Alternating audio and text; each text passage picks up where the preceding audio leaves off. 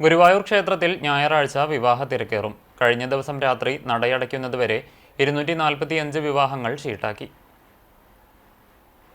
താലികെട്ടിന് മുമ്പ് വരെ ഷീട്ടാക്കാൻ സൗകര്യമുള്ളതിനാൽ വിവാഹങ്ങളുടെ എണ്ണം ഇനിയും വർദ്ധിക്കാൻ സാധ്യതയുണ്ട്.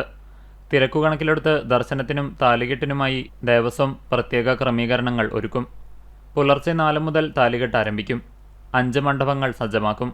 വിവാഹ ചടങ്ങുകൾക്ക് കാർമ്മികത്വം വഹിക്കാൻ അധികം കോയ്മമാരെയും മംഗളവാദ്യ സംഘത്തെയും നിയോഗിക്കും. ക്ഷേത്രത്തിനകത്തും പുറത്തും പൂർണ്ണമായും വൺ വേ നടപ്പാക്കും.